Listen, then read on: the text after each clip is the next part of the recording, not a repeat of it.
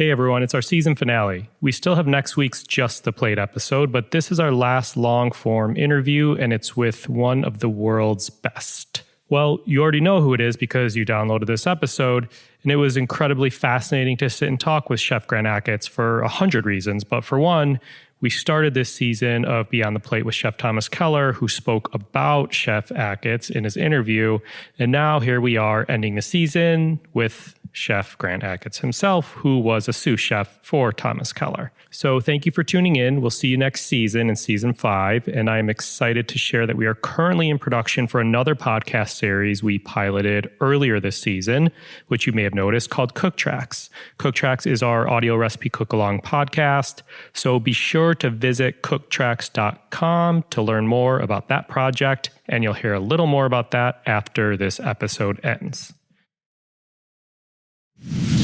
Season 4 of Beyond the Plate is presented by Martin's Famous Potato Rolls. Martin's was founded in the heart of Pennsylvania Dutch country in 1955.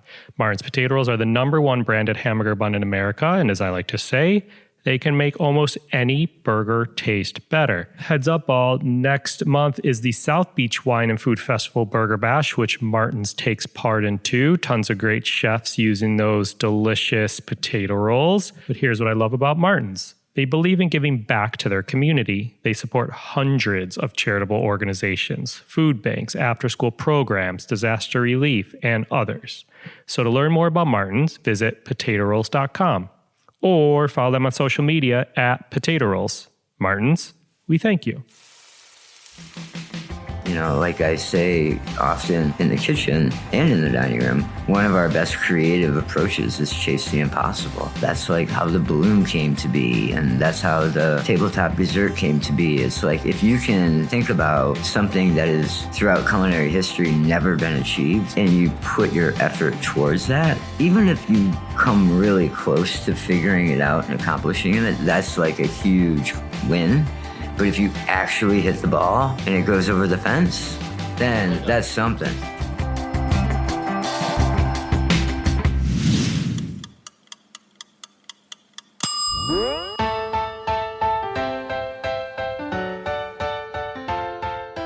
Welcome to Beyond the Plate, a podcast where we sit down with the world's culinary elite to explore their journey with food and their passion for giving back.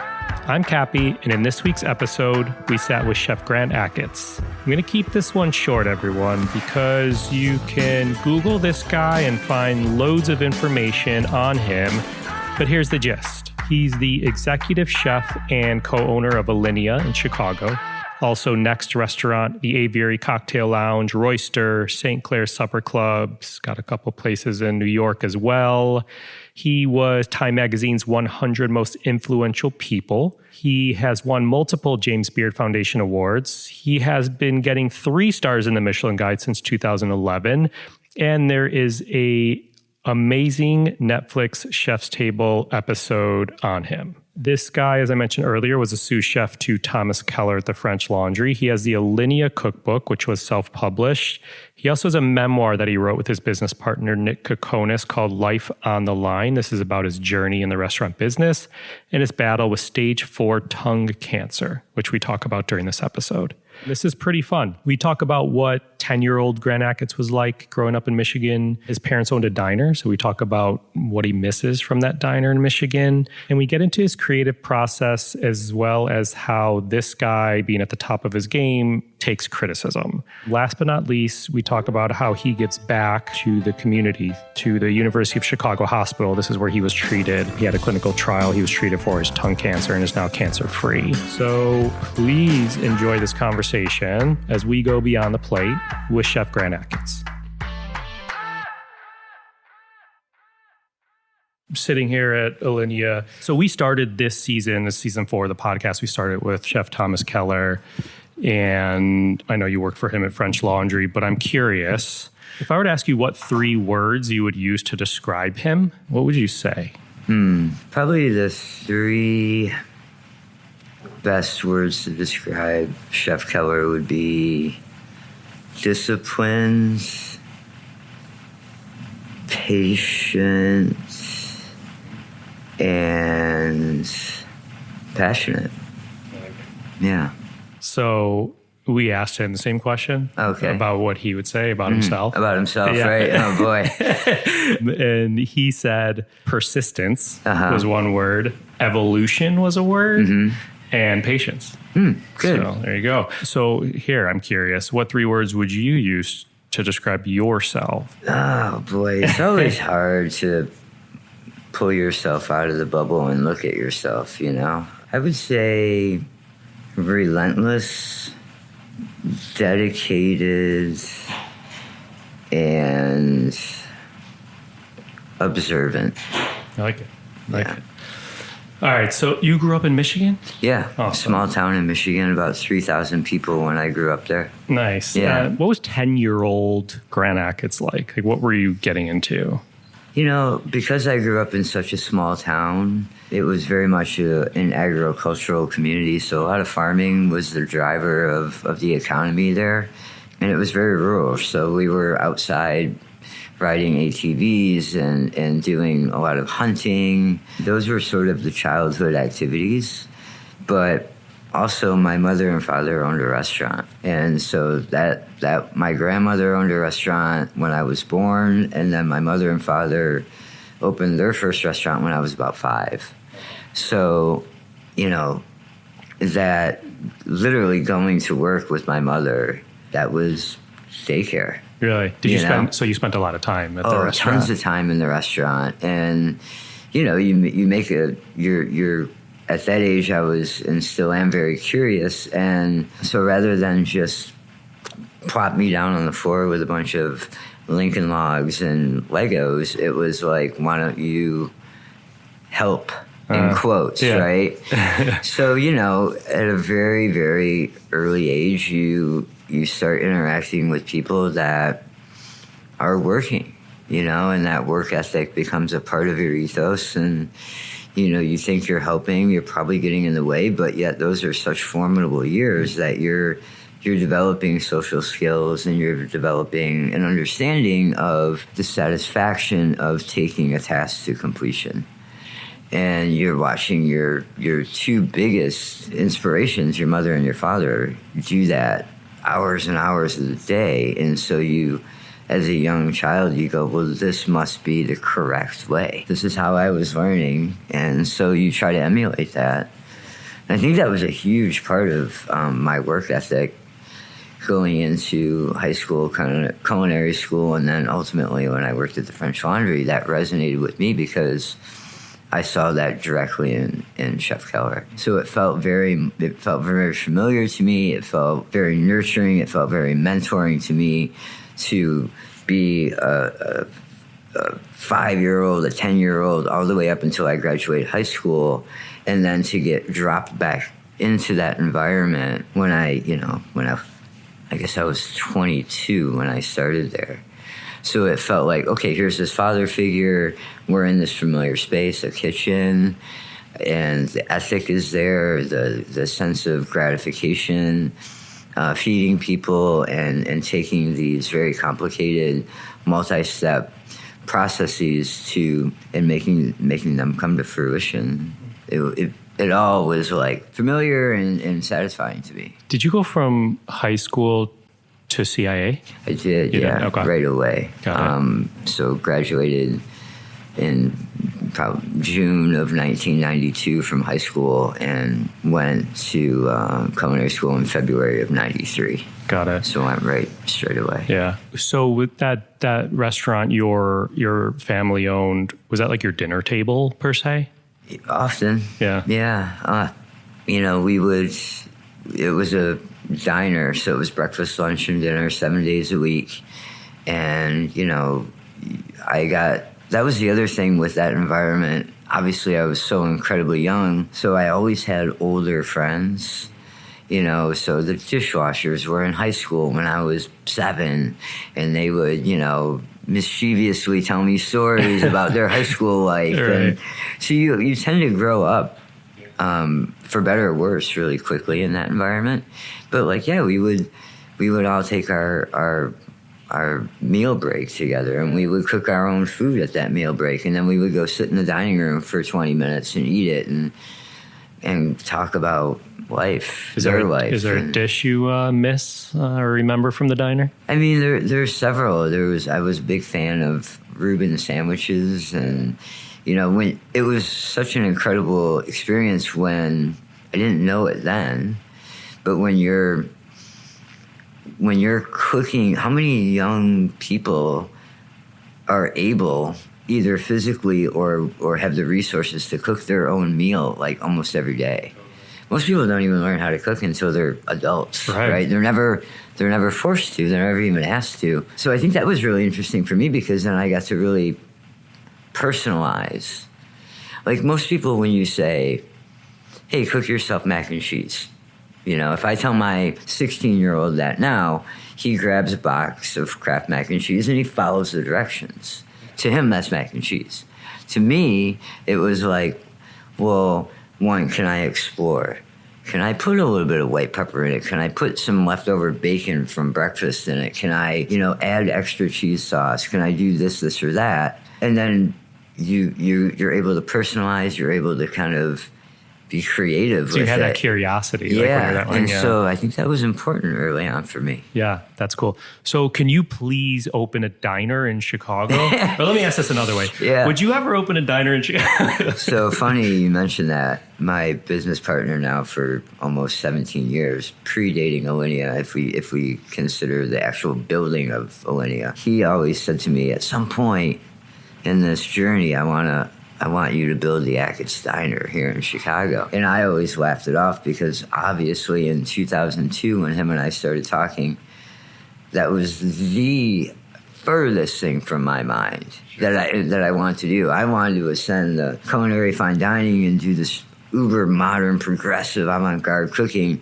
The last thing I want to do is cook what I grew up cooking. I was rebelling against that, basically. Fast forward to last year when we opened the St. Clair Supper Club, which is probably the closest iteration to anything like a diner that I've cooked in, 30 years. He was like, see, this is fantastic. What a great story. You've come full circle, and we're cooking prime rib and mashed potatoes, and this is great.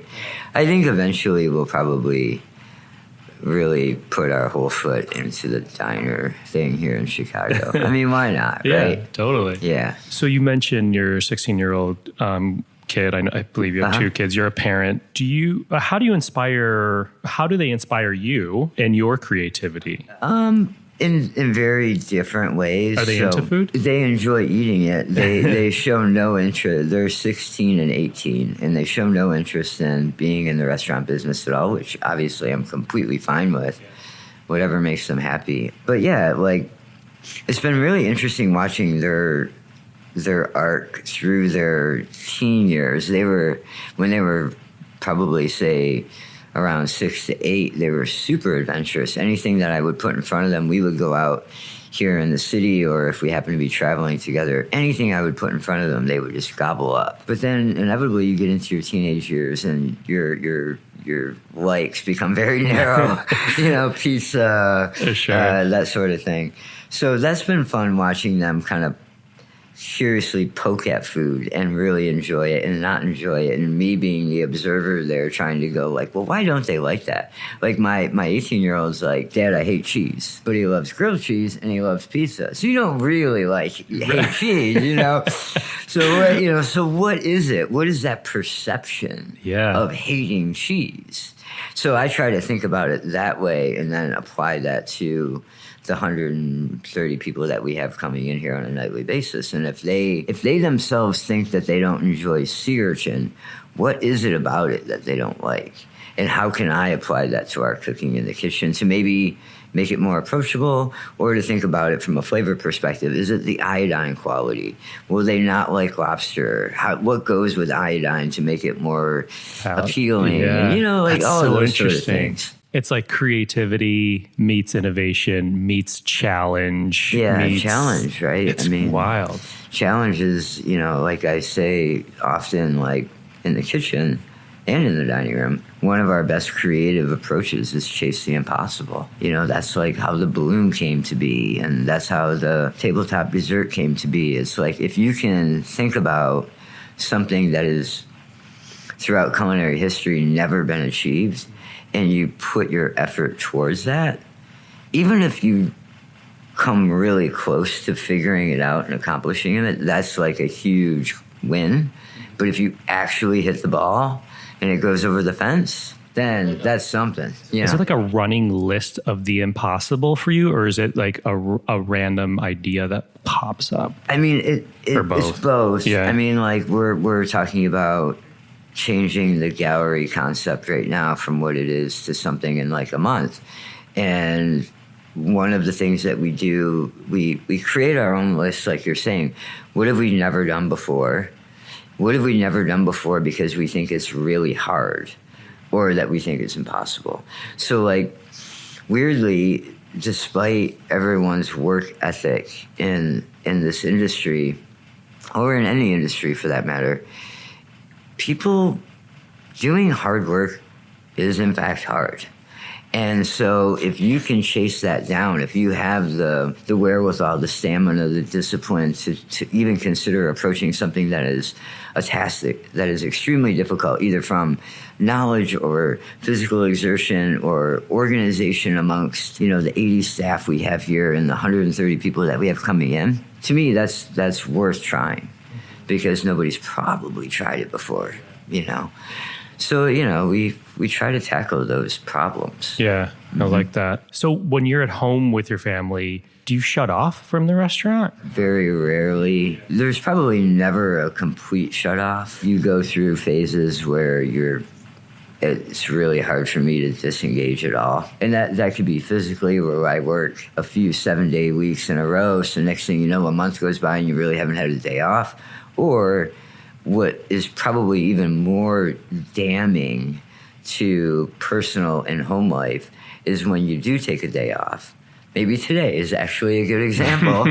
Technically my day off. Oh, really? Obviously doing this podcast, and then I have a meeting here with the sous chefs, and then I have a meeting with my business partners down at our corporate offices at 2:30, and then I'll go home and I'll get on my laptop and I have a to-do list that I wanted to get done today. It might be some emails, it might be some 2-dish ideas that I had last night that I want to get on paper so I don't forget them. Next thing you know, it's going to be 7 o'clock at night and your day off is gone. And the people that count on you for that time, that attention, it's hard, it's hard. And it's hard for yourself too. Like, as much as they get it, it's still hard. Yeah. Like I woke up this morning, I went to the Equinox, I worked out, came home, showered, ate something, did some emails, came here. And again, next thing you know, it's going to be 7 o'clock before I'm free. And it's hard to have relationships outside of your profession if you don't really take that breaker and slam it off. Sure. Never been good with that. Yeah. Is there a moment or time that you realized you had made it as a chef? Oh, man. I mean, there has been, but oddly, that only lasts a second, a day, a week, or a month, and it disappears because there's another obstacle, another challenge, or, like the most literal example would be like, I remember in 2010, I think it was, on the world's 50 best list, we came in number 6 in the world and we were number 1 in North America.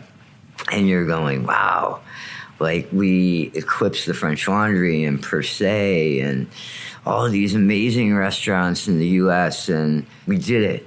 We did what we said we were going to set out to do.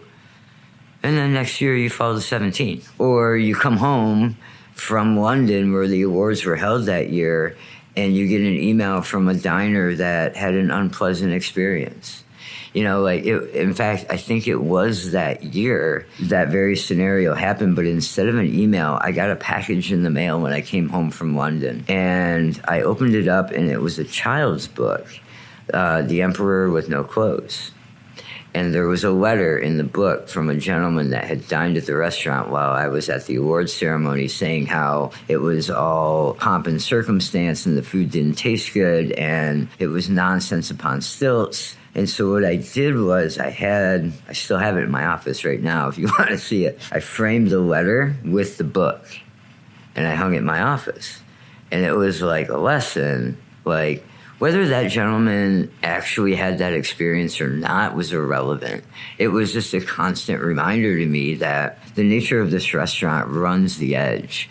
Like you were saying, like whether it's the interactive experience of the way we present the food, the aromas that are coming in, the custom serviceware, we always have to remember that we're a restaurant and the food has to be delicious and the service has to be comfortable and technically proficient. Otherwise, you can do the most crazy stuff, but it means nothing. Did you want to like write that guy back and be like, sorry, sir, I just returned from being one of the top 50 restaurants in the world? No, but for sure I thought it. But I was like, look, Do you know if he's been back? Not to my knowledge. That would be amazing. The letter proclaims that he never would be. So I take him at his word. And that was a long time ago. Yeah. So you've been through a lot. I want to touch health-wise. I want to touch on that quick. Tongue cancer, which you've been cancer-free for 12 years. Yep. Congratulations. That's Thank you. Amazing. So here's what I'm curious about. I've read that you lost your sense of taste at one point. Yep. And then it returned. Yes. And you see these like crazy videos of people who don't have their vision or their sense of hearing, and then they may see for the first time or hear for the first time. And it's these like heartwarming, inspirational in a way videos. Can you describe like the day or moment, like when you got your sense of taste back? I mean, the thing with the taste perceptions for me, it wasn't a light switch moment where it all came back at one time. They came in back in pieces. So I went from being able to taste absolutely nothing to being able to perceive sweet. And that was it. So you could one day nothing, everything was like cardboard in the sand. The next morning when I had a coffee and I was still very, very thin and the doctors were urging me to gain any weight that I possibly could through any means. So that meant a lot of ice cream and sugar and junk food because I had dropped to like 129 pounds after treatment. I was throwing spoonfuls of sugar in my coffee in the morning, which I am not a sugar in my coffee person at all, but was just doing for the caloric intake, and I could taste the sweetness. And that was like a revelatory moment for me. It was like, wow, it's actually going to come back, or at least this part is. Yeah. Now I can be a pastry chef, But then, a few months later, I was able to taste bitter, and then finally salt came back. And it was interesting for me as a chef. When you think of most trained chefs going into their tutelage or their apprenticeship or education as probably an adult, your taste buds are already formulated, your flavor memories are already there from going through your childhood, and now you're just learning how to cook. So it's kind of a weird thing. You have the tools, but you don't really know how to build anything with them until later in life. For me, that's the experience that I had, having my taste buds, going through childhood, making those flavor memories, going to culinary school, going to the French Laundry, learning how to apply them to a trade, and then having them all go away and having to relearn it was a very interesting process to be a chef. So imagine if, you had all of you've cooked, you went to school, you worked in restaurants, like a pinch of salt in your hand.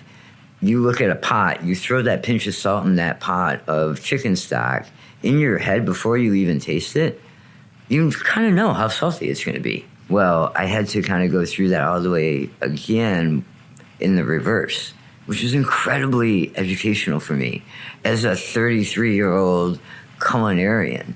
It taught me a lot about the synergies of flavor, how sugar and salinity go together, how balance and salinity go together, because you never are able to really pull them apart as an adult. So it was cool. Yeah. I wouldn't recommend it, but it was cool. Interesting. Yeah. How did you keep going? Like during that, like how do you keep your hopes up and keep going? I think, it was a combination of things. I don't think it was a Superman type moment. I think it was, opposite at the times. There was certainly periods of desperation and isolation where you're just like, well, if everything else is going to be stripped away, I need to really hang on to that one thing that means a lot to me.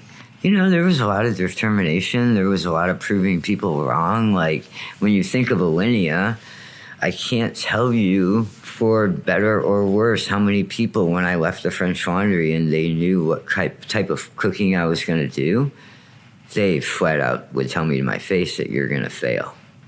Nobody wants that kind of food. Sure, Ferran can get away with that in Spain, but nobody in America wants that kind of food. Landed at Trio in June of 2001 and come in as this young kid, 26 years old, trying to blow the walls and the ceiling off the food world. So everybody's saying this is going to be terrible and you're going to be out of business and you're going to be crawling back to the French Laundry and cooking classical French food in a matter of months. And then 9/11 hit, a couple months later, and everybody was retreating to meatloaf and mashed potatoes and comfort food because our whole world got flipped upside down and they just wanted something that they were familiar with. So then it further, exaggerated that sense of we don't want anything risk-taking, we don't want a challenge, we want comfort, but you just stay the course. So I think that set kind of my path of, like, if somebody tells you you can't do it, you have to really go for it. Yeah, I get that. Mm-hmm. And like, then I've had a few big instances in my life where that's happened, and I'm like, oh, really? You're saying I can't do this? I'm going to go and freaking do it. Right. But it's interesting because you use these moments, I don't want to say to propel you, but I guess to overcome them in a way. But you could look at them one way or the other way. And in a way, they're a macro version of, like I was saying, when we're trying to create a specific dish where we chase the impossible, and people say, that's impossible, you can't do that. It just makes you want to do it more. Yeah, for sure. Yeah. How do you innovate here? Loaded question, but it's evolved a lot over the last 15 years. We're about to celebrate our 15th anniversary in May of this year. In the beginning, it was very much me staying here until 4 a.m, sitting in the dark in the dining room, like writing dishes out on paper, reading books, being online, researching. And now it's blossomed into this full-fledged, really, really collaborative environment where there's probably, I'm going to go with somewhere between 7 and 10 people that are, like, really involved, which is fantastic because you get all these different perspectives, and there's a lot of editing that happens. Like, I remember in 2005 when we first opened, I would have a fairly good filter, but man, if I got my headset on something, there was nobody that was going to say, hey, chef, maybe that's not such a good idea. And even if they did, I wouldn't listen to them. But now we have this group, we have a lot of soundboards. So it's great. And, the internet has changed everything so dramatically with information sharing and press cycles. So, like, now I can pick up my phone and figure out what Rene Redzepi is eating while he's on vacation in Japan. He's going to tell us all what he thinks about it. He might even tell us how he's going to apply it to a new menu at Noma next year. Now I need to make a choice. Do I avoid all that like the plague because we don't want to be known as a restaurant that emulates or copies any other chef or restaurant? Or is it a tool to see through his lens, through his eyes, what is happening in the culinary world, either in Copenhagen or in Japan or in Tulum or in Lima? And I've never been to Tulum. I've never been to Lima. So now I can pick up my phone and do this instant research, which is really valuable. And that, that can become inspirational. But at the same time, I feel like it's muddied the waters a lot. It's blurred so many lines of identity with everyone. It's become very dangerous. Yeah. So, it used to be, in order for me to be inspired by another chef or restaurant, I had to either own their cookbook or there was, like, Gourmet Food and Wine, the New York Times. we're talking pre-Instagram, pre-Twitter. Even I remember in 2002, there was the food website called egullet.com, right? And that was like one of the first ones where you could see what was going on in the world, and so trends happen in a heartbeat now, and influence spreads. When you look at all the restaurants in Mexico City, South America, how much of them are emulating the success of Noma and that new Nordic culture? A lot. So, like, what happened to the boundaries of regionality and specific style and originality? It's really interesting. And, for better or for worse, you just have to be very disciplined on who you want to be and what you want to express through food. Yeah. I know you're pretty wowed by Vespertine in LA. Yeah. Which I'm dying to get over to one of his places. Yeah. I interviewed Nancy Silverton a while ago, and what's his other one? Not Vespertine. Destroyer. Yeah. She had just eaten there, which was funny. She took inspiration from this salad course that he had for mozza, right? Which I thought was interesting. Listeners should note that you just put salad in finger quotes, because obviously anything Jordan does isn't what you would typically think of as a salad. Yeah, for sure. Yeah. Do you get, I guess you said you don't eat out much, like in Chicago. Is that because of your schedule, or is that because of you go out to eat and it needs to be worth it? Not taking anything away from the Chicago dining scene. No, for sure. Actually, I've been eating out here a bit more lately. In the past, if I'm in town, I'm at work. I'm at one of the restaurants.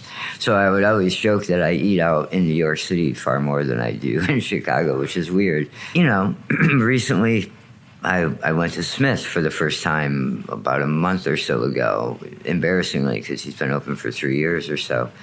And it was amazing. And, sure, I can say I'm biased because I've known John for a long time and he used to work for us, but just always impressive to simultaneously, and this happens at Vespertine too because he worked for us, but simultaneously understand the chef's creative process because you know them personally, but also not know how they're doing certain things, which is inspiring.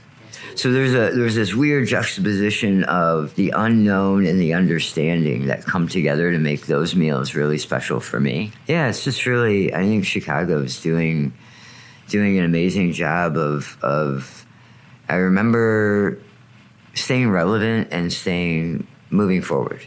So I remember when Alinea first opened and Omaro still had Moto, and there was a lot of other restaurants. Graham Elliott Bowles was at the Peninsula, and Curtis Duffy was doing some stuff either at the Peninsula or when Grace opened. And there was a lot of articles, even in the New York Times, saying Chicago is no longer the second city. And they were proclaiming that Chicago was rising above New York City in terms of culinary prowess. And it was like, wow, this is amazing. Yeah. Everybody would assume it was either on the coast, and everybody would assume it would be San Francisco and New York. And people, very, very well-known food writers are saying, no, Chicago's it right now. Well, that's amazing to achieve that, and a testament to all of our hard work in the Midwest here and really creating a culinary community. It's another thing to maintain that for 15 years. And, now everybody is clamoring about LA, which is amazing. But, let's not overlook the fact that Chicago is still a really, really wonderful food city. And I'm really proud of that. Like, I think the fact that it's unexpected makes it even more special. Yeah. I feel like when I was in culinary school, I don't know, almost 20 years ago, it's like, obviously New York, but San Francisco. Yeah. Which San Francisco still is great, not taking anything away. And I did my extern in LA. Okay. In like early 2000s. And it was like Spago was still the hot place, you know? I don't know if Campanile was open. I don't remember. Probably, yeah. But there wasn't a ton happening, different. And now look at it. You have, Vespertine, you have Dave Barron out there with Pas Jolie and Dialogue. You have a huge explosion in that upper mid. So, Bestia and Baval are amazing, and there's just so much out there now. It's great, and man, the weather is... Yeah, trust me. I mean, my wife and I both lived there separate times, and every time we land, we're like, why the hell do we live here? Why? Yeah. Hey everyone, wanted to quickly share a little about Cook Tracks, which I mentioned at the beginning of this episode, since this is the last episode. We're in production for another series of Cook Tracks. We have 4 incredible chefs that are taking part this round. Cook Tracks is a project that the team here at Beyond the Plate has been working on for well over a year. As we say, it's a brand new way to cook. It's an audio recipe cook-along.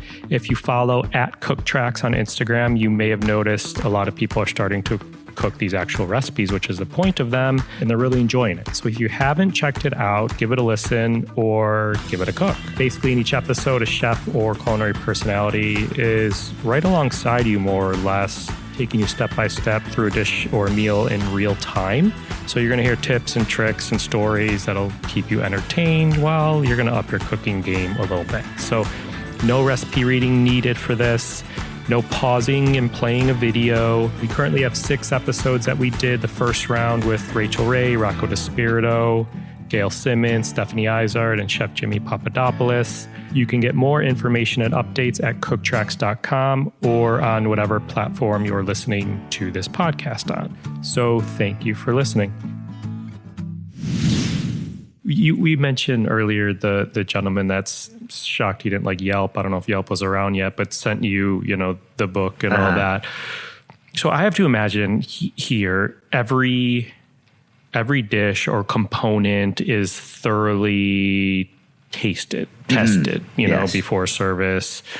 So I'm curious your perception, or if you read reviews, because something like that, I suppose you go one of two ways. It's like, this person doesn't know what the F they're talking about on one side. Yeah. And on the other side, it's like, wait, I'm reading through this and something may be off, and you kind of have to go back to that night and see, is there something to fix? I think that's also evolved. When I was young and a lot more immature, I would get viscerally upset about anything negative, right? And I would simply dismiss it as they don't know what they're talking about. Now I think you have to do your due diligence and investigate, because the fact of the matter is, we're a busy restaurant 7 nights a week, and people make mistakes. So every day at around 4 o'clock, we put up every component of every dish on the menu goes up to the pass. And myself and the chefs, the sous, the executive chefs cuisines, taste our way through it. And a lot of adjustments are made. So that little stopgate right there tells me that, well, maybe that's a new cook, or maybe he or she didn't get trained properly, and so it needs a little bit of tweaking. Had that not had happened, then I would have agreed with maybe something wasn't seasoned properly. However, there's also the fact that I brought up, 130 people come into this restaurant on a nightly basis. Let's face it, if there was a plate of food between you and I right now and we were sharing it, you might want more acid, I might want more salt, who knows? So weirdly, the chef seasons for himself, not based on his personal preference, but based on a very medium sampling. Interesting. Of 100 or so people. Yeah. If you get too aggressive one way or the other, you're going to fail a lot of people. So you kind of have to dumb it down, weirdly, interesting, in order to make everybody happy. Yeah. Which sounds kind of weird coming from a chef that you would assume would want all of the control and the big giant stamp of approval. You just have to know your audience, Do you read reviews in general? Yeah. Because I'm curious, because you make that point of everyone's taste buds are different. Yeah. And personally, I probably mentioned this before on the podcast. I loved Jonathan Golt's, writing in LA. Yep. Rest in peace. But I just feel like there's so much clutter and trash. There's good writers, but someone will say, "Oh, I don't want to go here. So and so said it wasn't good, or the XYZ wasn't worth it." And I'm like, "But that's that one person who ate that." I think there's a very artful and responsible way with criticism. And it ironically or not, it's very, very much the same as what I just described as being a chef. That writer can sample a dinner experience from a restaurant and write about it based on their personal preference. But what they should be doing is writing about it with at least the awareness of their readership. That's why Jonathan Gold was so good. Right? Yeah. So, like, you might say, oh, that dish is way too spicy. But, you know, how do your thousands of readers feel? And do you take them into consideration? Yeah. You're like, it's a Thai dish, and traditionally that dish is spicy. Right. You know? And what is the expectation? Yeah. And, you know, the thing that's becoming really difficult now in 2019, 2020 will be even more so, is that how do you write about any topic without letting other elements of society come in and influence it now? So, which could be good or bad. So, like, you know, all of the movements that we've had in society, if you're writing about food, say, and there's been a lot of debates with food writers everywhere, from Austin to LA to New York. Some people will refuse to go into a restaurant and review it if the chef or the owner has had lawsuits put against them for harassment or inequality in pay or that sort of thing. These are all really tricky things that we're all still trying to figure out how to navigate because they're so new. And it's hard to read reviews that are heavily influenced on opinion before they even go to the restaurant. Yeah. You know, it's hard. Yeah. It's just it's a strange world right now. Yeah. And absolutely. we're all acclimating. You know? So on the flip side, you've received an incredible amount of accolades. What's your point of view on them? Do you celebrate them? That's also changed a lot over the last 15 years because, you know, the internet has changed a lot of the legitimacy and power of some of those awards. Maturity and of myself and the restaurant has also changed the perception. Look, it's never ever bad to be told that what you put your life's work in is appreciated, for sure. And it's really cool for me to have a team here at Alinea or of 100 people, and when I think of Next and Roister and the Aviary, people really devote themselves to the passion that we provide every night. So whenever we get a restaurant award or if I get a specific chef award, it really makes me feel good because we've had so many people come together for a unified goal, which is pretty rare. Like when you think of a sports team, it's the easiest analogy. If you have a basketball team, there's 5 people on the court. Like they have to work together as a team to achieve the goal. There's 100 people here that have to do that. That's crazy. Yeah. And if any one of them is not fully committed, then there's the opportunity for it to break down. That's a tremendous achievement on all of our part. You know, interestingly, it doesn't drive. Like, I remember when, in 2007, when we first got on World's 50 Best list, our website crashed. We had so much traffic. It doesn't move the needle that much now compared to what it used to. Now, imagine our Chef's Table episode on Netflix. Still, that was, 4 years ago? Yeah. Still to this day, when I come out here and do the desserts on these tables, I'm going to go with 6 to 7 out of 10 tables mention that show. That's so great. I mentioned it to Nick because I watched it a little while after it aired. And I mentioned it to Nick at like a beard event a couple of years ago. And he looked at me and smiled. He's like, the gift that keeps on giving. Yep. I mean, what a great thing. And people, it's a story, and it's a victory story with the cancer, and it's creative, and it's just like the most perfect commercial that you could ever want for anything. Totally. But it's interesting. I think people prioritize specific accolades less now than they used to, and they want to know the personal stories. They want to know where the ideas come from. They want to feel the heartbeat more than see the shiny medal. Yeah. You know? Yeah, for sure. Yeah. So we mentioned your partner, Nick. What 3 words would you use to describe him as you're smiling? I only get 3? We'll make an exception this one time. 4. I would say intelligent, loud,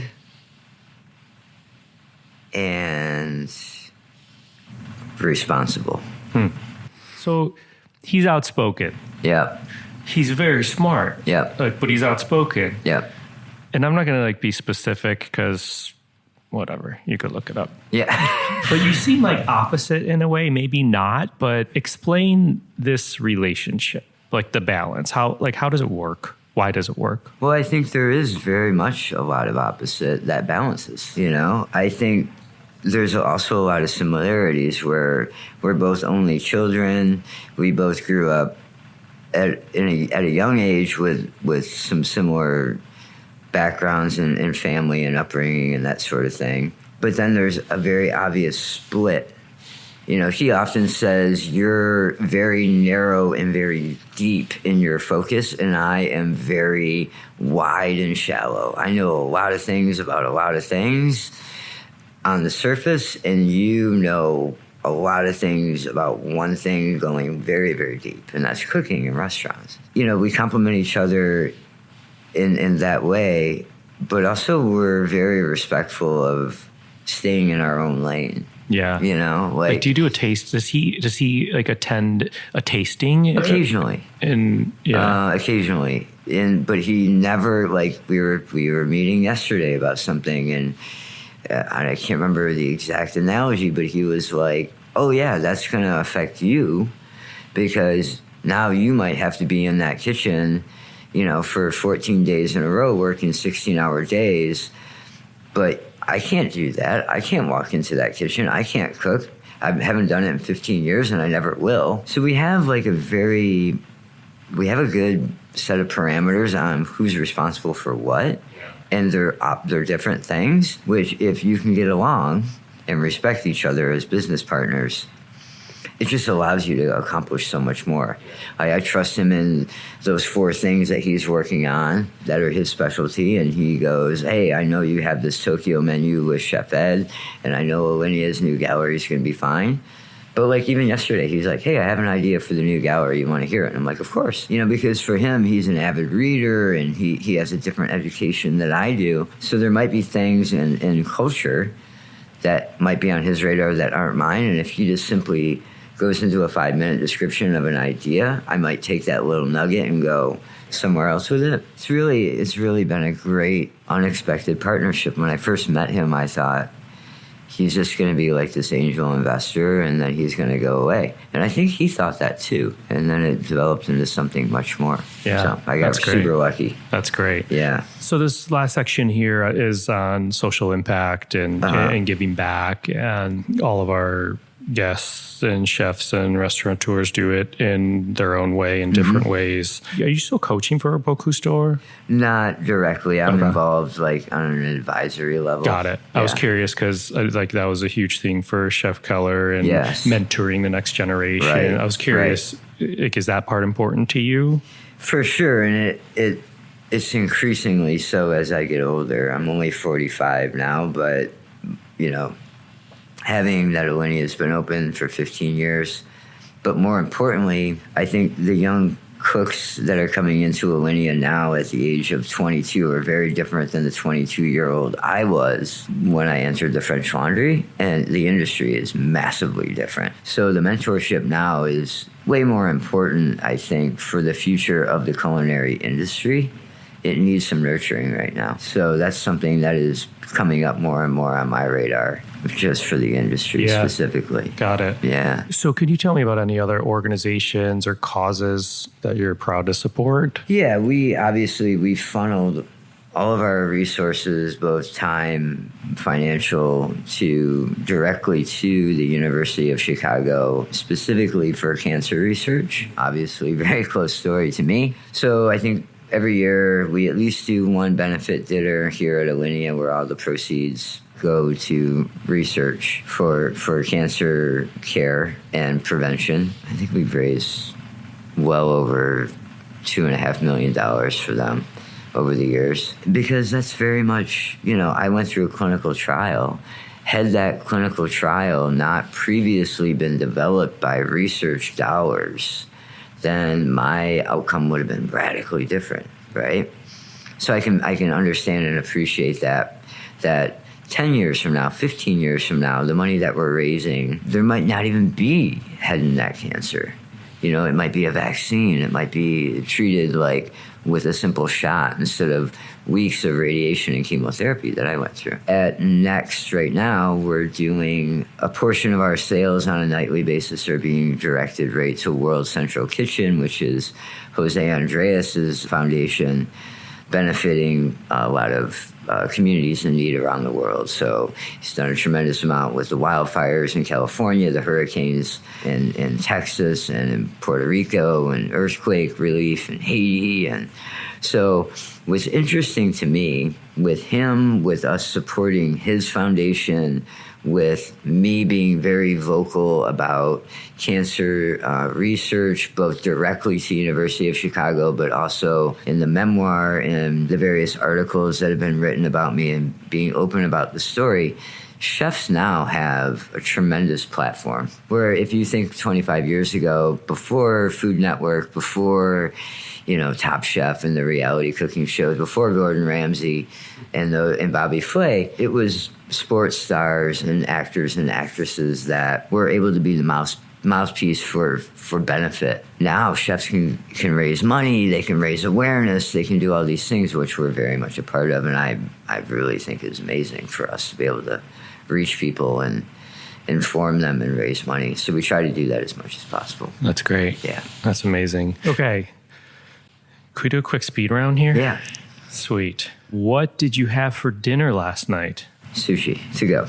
To go. Yeah. Name a smell in the kitchen you love. Roasted garlic. Name a smell in the kitchen you hate. Bleach. What pisses you off in the kitchen? Noise. What makes you happy in the kitchen? Quiet. This last question I've written down so many times in a row, and I'm just like, I'm not going to ask it, but you are. It's a season closer, so I'm asking it. Okay.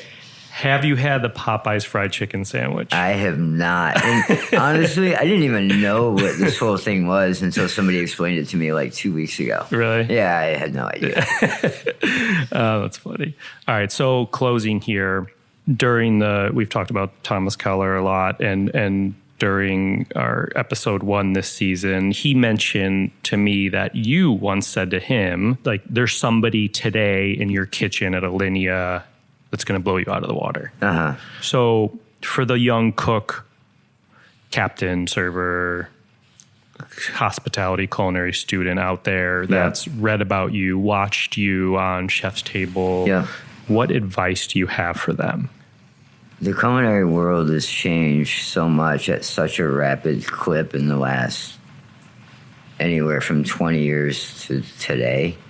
But I feel like the fundamental principles that were taught to me and that were taught to Chef Keller and probably were taught to Roland Hennon that taught Chef Keller, they all still apply. They're patience, discipline, dedication to the craft.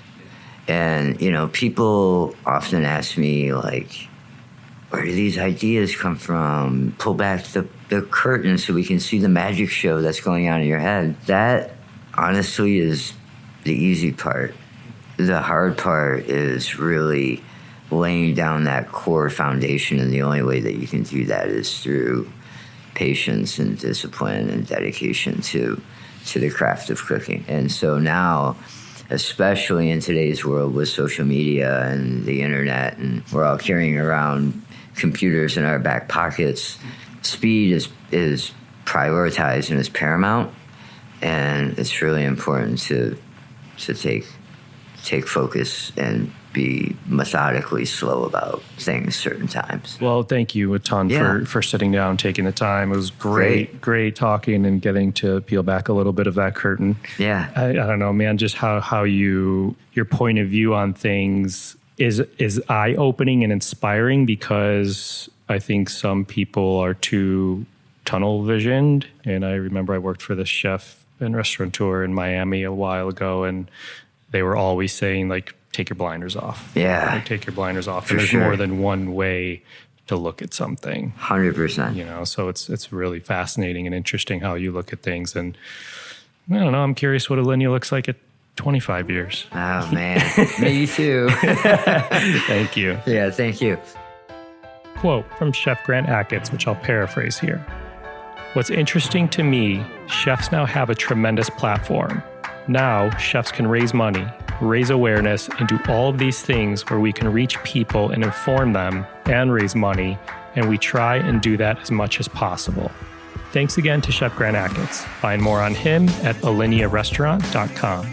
Find me and keep up to date with this podcast across all social media platforms at On Cappy's Plate, or go to beyondtheplatepodcast.com. Beyond the Plate's on Twitter at BT Plate Podcast and Facebook. This episode was produced by myself along with Ian Cohen, Joe Yeaton, and Chant Petrosian. Thank you to Tom Osborne. Our music has been composed by Goldford. As always, a very special shout out to my wife, Katie. Please rate, review, and or subscribe to this podcast on your listening site of choice. Thank you for listening to Beyond the Plate. I'm Cappy, and remember, there are never too many cooks in the kitchen.